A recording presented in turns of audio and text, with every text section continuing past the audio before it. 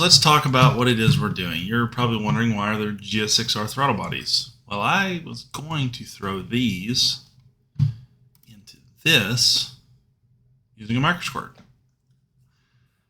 Well, I've since changed plans, and let me explain why. So when I initially started all of this was years ago, I had this harebrained idea that, a 100 horsepower motorcycle was not enough power, and I really like this way turbochargers sound. You marry the two, and it's going to be just amazing. More power, more sounds, great. So that's kind of where we get started. The downside to these, so what's kind of nice and not nice, depending on how you look at it, these throttle bodies, when you buy them off of eBay, that's not them. Where are they at? This is close enough. So they're connected. These are connected a little differently. These aren't quite exactly like the ones I have. The ones I have are more like these up here, but that's kind of small for you to see. But suspend your disbelief. These are connected with some all thread and then nuts on either end.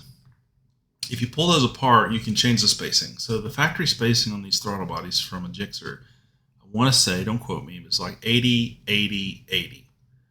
That doesn't work for my Hondas. My Hondas need, I want to say it was 75, 123, 75. So I got them all spaced out. I went through and machined off the bodies a little bit, where the all thread goes through to make clearance. Added some aluminum spacers here. Got everything strung back up. I didn't like this interaction between the balancing mechanism or whatever for balancing your throttle bodies. I just didn't like the way I was having to bend stuff, and it gets really tight between these. Oops.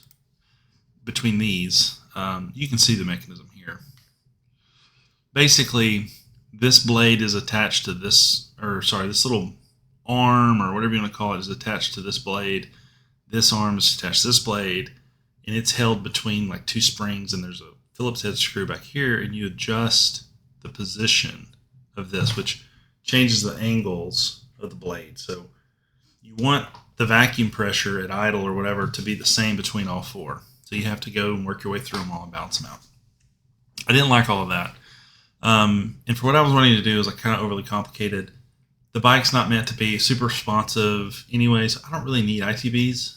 It's nice to have, not required to have. I figure if I can get a good single throttle body running, it'll probably be more responsive than the CV carbs that were on there originally. So anyway, I can also take advantage of 3D timing maps. So I kind of abandoned that idea and in favor of this. This is a sheet metal intake manifold I'm going to get made. I got to order the parts from Send.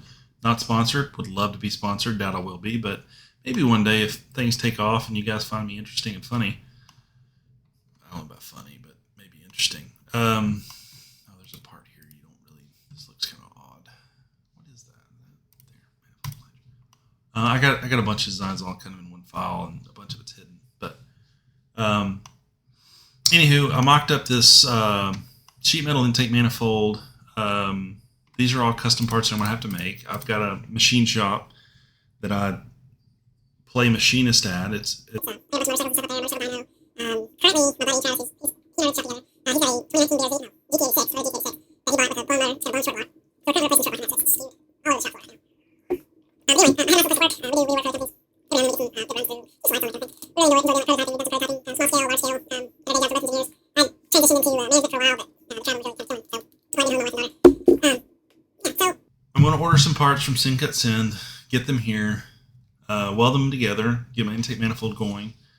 I'm going to use it'll probably be a YZ450F throttle body. That's what I have currently.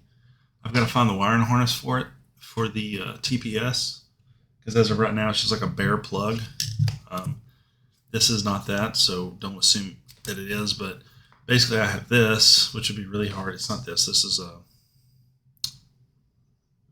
variable reluctance sensor from a Ford.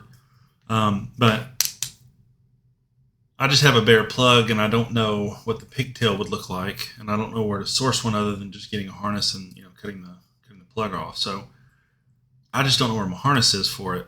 I've bought and sold a ton of motorcycles, and when you don't need stuff, it kind of gets forgotten about. It's on a shelf somewhere in a tote somewhere, so maybe I'll find it and we can use it. Or I'll call my buddy Matt up in Center, who I guarantee has what I need. If you need a dirt bike, good dirt bike, call the guy. He's got a YouTube channel. It's Moto Builds. Super cool dude. You should give him a follow, like, and subscribe and all that stuff. He makes really good videos. They're pretty funny, but yeah, go give him a like. Anyway, I gotta get those plugs sorted and figured out, and then wire up the actual MicroSquirt, and then hopefully we can do a first start pretty soon. There's a couple other parts I have to make still. I haven't made these runners. I haven't made the injector bungs yet, so I have to make those, and I'll have to fixture them up to weld them.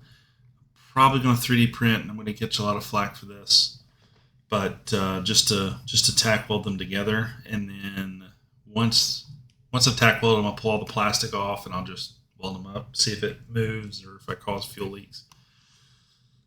So yeah, that's kind of the project. We'll see how it goes. See if you guys like it. Like, subscribe, all that fun stuff if you care. Don't feel like you have to, but yeah, let's do it.